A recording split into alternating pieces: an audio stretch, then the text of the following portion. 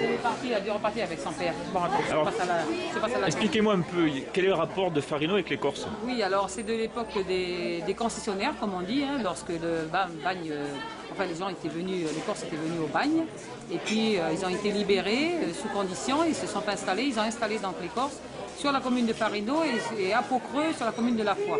C'est les deux seuls endroits où il y avait des Corses. Et donc à Farino, les Corses étaient... Il n'y avait que des Corses et c'est pour cela que en fait, nous n'avons pas de tribu aujourd'hui. Parce que les Mélanésiens ne se sont jamais, après l'insurrection de 1878 où ils ont été déportés sur l'île des Pins, les Mélanésiens ne se sont jamais réinstallés sur Farino puisqu'il y avait des Corses et on sait à quel point les Corses, c'était dur de vivre avec des Corses à côté. Il y a une vieille tradition coloniale en Corse. Et oui, il y avait une vieille tradition coloniale, il fallait travailler dur. Et puis alors c'était un endroit qui était déclaré quand même assez infâme. Parce que, messieurs, les Corses étaient associés avec les Arabes de Nessadiou.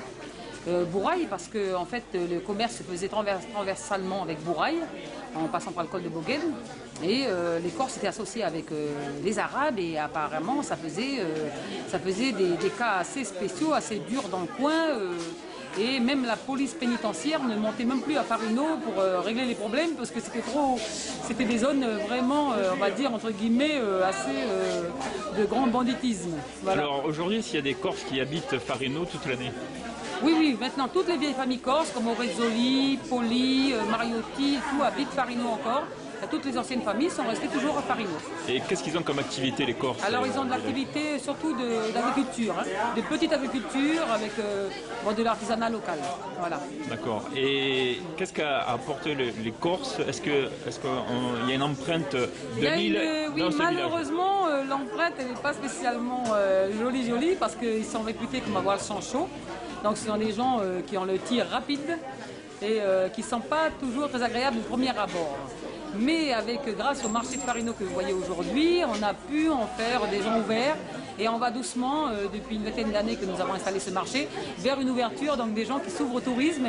Et quand on les connaît bien, ils sont très très agréables. Vous pouvez m'en présenter des familles Oui, bien corses, sûr, je vais vous en présenter tout de suite. Tout à l'heure? Allez, on y va. On y va. C'est parti.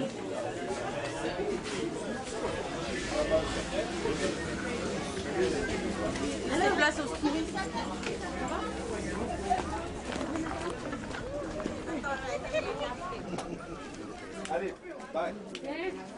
Ma soeur là, qui est sur Farino, là, qui a correspondu un peu avec la famille, elle est allée en Corse et ma cousine a revu, on lui a montré le berceau de mon grand-père.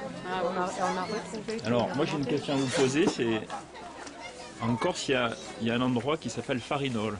Oui, c'est un vrai. village. Est-ce qu'il y a un rapport entre Farino et Farinol? Alors, c'est vraiment, on ne sait pas. Je n'ai pas réussi à trouver le rapport entre le nom Farino, parce qu'il y a aussi les Mélanésiens, les Kanaks d'ici, qui appellent ici la région Fareno.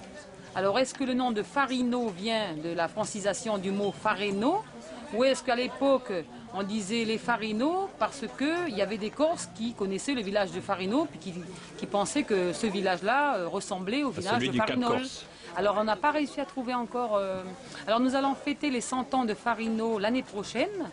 Et là, on va essayer de rentrer un peu plus dans l'histoire pour essayer de trouver, de faire revivre un peu ce village et puis essayer de chercher l'origine de ce nom, en effet.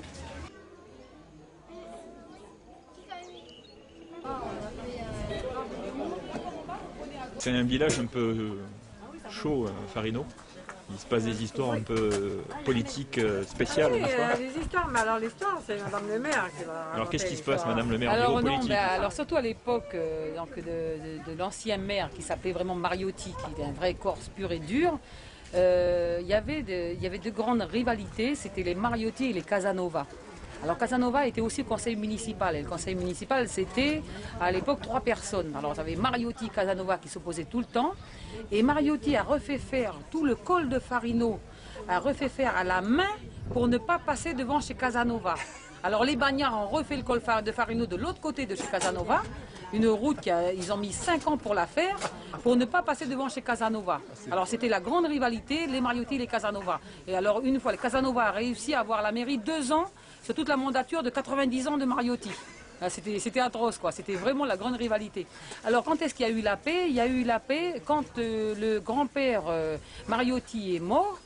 Félix Mariotti est mort. Les Casanova ont attendu, comme il y avait eu un effondrement dans le col qui avait été fait par Mariotti, ils sont obligés de passer devant chez Casanova avec le vieux père Mariotti mort dans la benne. Et alors, les Casanova se sont mis tous en costard devant avec des petits bouquets de fleurs, tout le monde sur le grand dimanche, et ça a été la paix. Les Mariotti ont été touchés de cela, et il y a eu la paix entre les Casanova et les Mariotti. Alors vous qui êtes maire de la commune, est-ce qu'il y a aussi ici la tradition des Corses qui votent, et souvent ce sont les morts qui ont voté pendant des années. Malheureusement, quand je suis arrivée à la perpétue commune, je vous dis pas comme il a fallu faire le nettoyage dans les listes électorales. Alors là, j'en dis pas plus, parce que vraiment, je veux pas mouiller l'ancien maire. Voilà.